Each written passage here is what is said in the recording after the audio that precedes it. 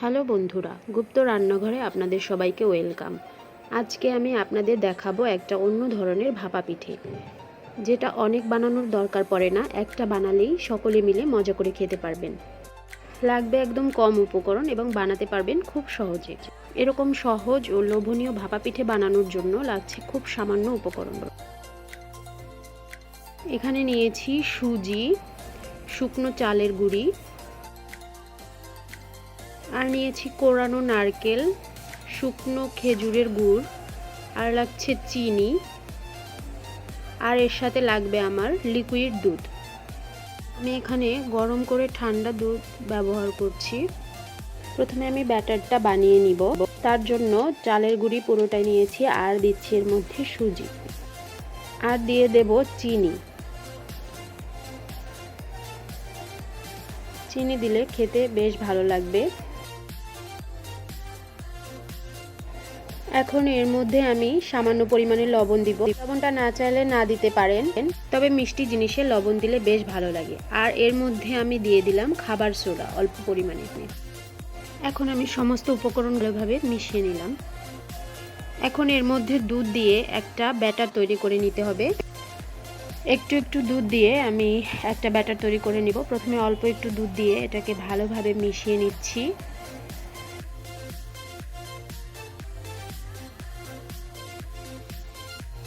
তো দেখেন আমার মেশানো হয়ে গিয়েছে। তো আমি এর মধ্যে এখন আরও একটু দুধ দিয়ে ব্যাটারটাকে তৈরি করে নিব।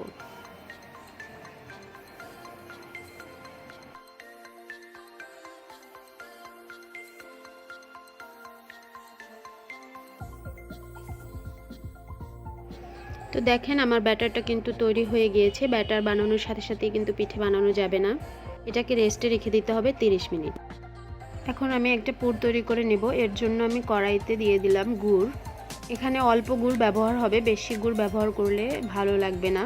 এখন এর মধ্যে আমি দিয়ে দিলাম নারিকেল আর গুড়টাকে একটু ভালোভাবে ভেজে নিব। অল্প আঁচে এটাকে আমি ভেজে নিচ্ছি।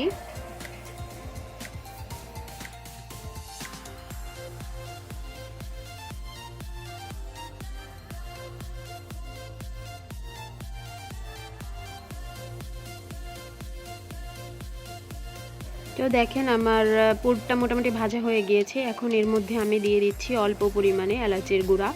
এলাচের গুঁড়োটাকে দিয়ে সব কিছুর সাথে ভালোভাবে মিশিয়ে আমি পুরটাকে নামিয়ে নিব।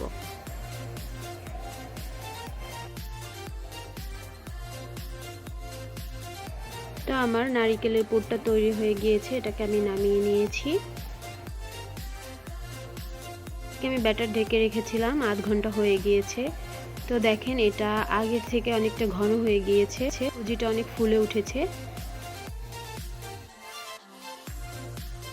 এখন এটা পিঠে বানানোর জন্য একদম প্রস্তুত। তো এখন পিঠে বানিয়ে নিব। পিঠে বানানোর জন্য আমি এরকম একটা বাটি নিয়ে নিয়েছি। এর মধ্যে দিয়ে দিচ্ছি অল্প একটু তেল। তেলটা এখন আমি ব্রাশ করে নিব। আপনারা চাইলে ঘিও ব্যবহার করতে পারেন। তো দেখেন আমি হাত দিয়ে তেল ব্রাশ করে নিয়েছি। তেলটা কিন্তু অবশ্যই দিতে হবে, না হলে পিঠে যখন উঠানো হবে তখন পিঠেটা উঠবে না। এরপর আমি যে ব্যাটারটা বানিয়ে রেখেছিলাম সেটা পুরোটাই এই বাটির মধ্যে ঢেলে দিচ্ছি। এখানে আমি ঢাকনা সহ বাটি ব্যবহার করছি, আপনারা চাইলে কাচের পাত্রও ব্যবহার করতে পারেন।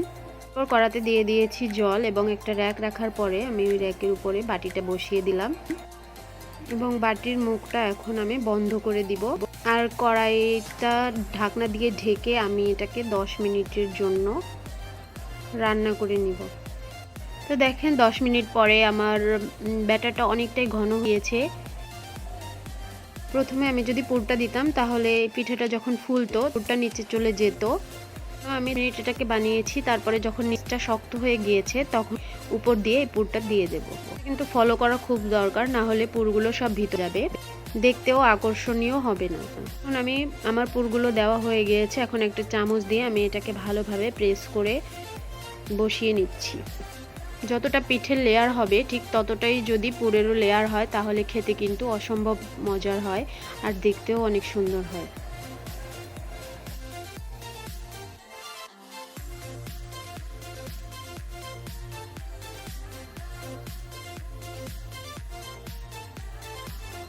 এখন আমি আবার বাটিটার মুখ বন্ধ করে দিলাম এবং ঢেকে এটাকে আমি আরও 10 মিনিট রান্না করে নিব।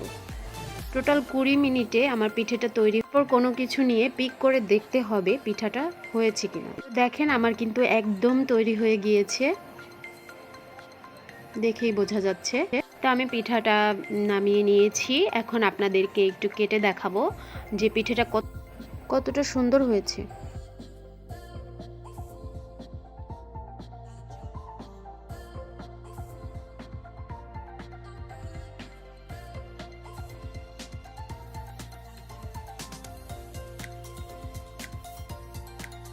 তো দেখেন কত সুন্দরভাবে আমার পিঠাটা তৈরি হয়ে গিয়েছে। খুবই মজার একটি ভাপা পিঠের রেসিপি, আপনারা অবশ্যই ট্রাই করবেন। এরকম পিঠে সকলে মিলে বানিয়ে খান এবং